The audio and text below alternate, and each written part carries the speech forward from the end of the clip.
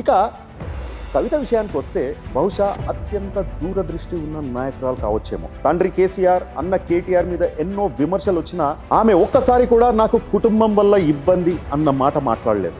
తన మాటలు కానీ విమర్శలు కానీ జాగృతి తరఫున మాత్రమే వినిపిస్తుంది. ప్రజల కోసం నిలబడి ప్రభుత్వాన్ని ప్రశ్నిస్తుంది. ఇప్పటి వరకు కూడా పార్టీలో అధికారమో పదవో కోరలేదు. బాధ్యతే ఆమె గమ్యంగా నడుచుకుంటుంది. ఆమె ఉద్యమం వ్యక్తిగత స్వార్థానికి కాదు, సామాజిక స్పృహకు ప్రతిబింబం.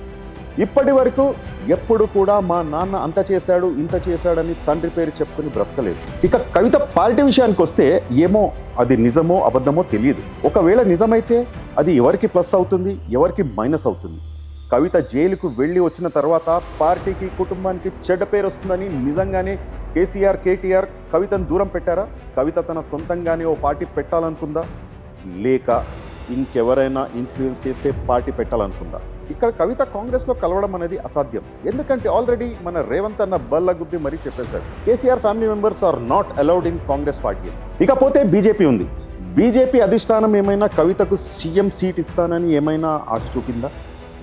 పెట్టినా పెట్టొచ్చు.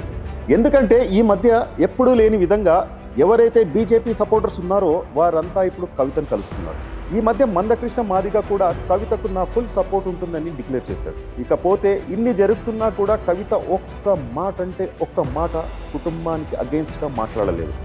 దీన్ని బట్టి తెలుస్తుంది కుటుంబ పరువుని ఎవరు కాపాడుతున్నారో, ఎవరు బజార్కి ఈడుస్తున్నారో. ఒకరు ప్రచారం కోసం కుటుంబాన్ని వదిలేస్తే ఇంకొకరు కుటుంబ గౌరవం కోల్పోకుండా ప్రజల కోసమే నిలబడ్డారు. ఒకరు మాటల్లో ఘాటు, ఒకరు పనిలో తళుకు. ఒకరు పుట్టినిల్లు పరువు బజార్లో పెడుతుంటే ఇంకొకరు పుట్టినింటికి మెట్టినింటికి వెలుగుల్ని తీసుకొని వస్తున్నారు.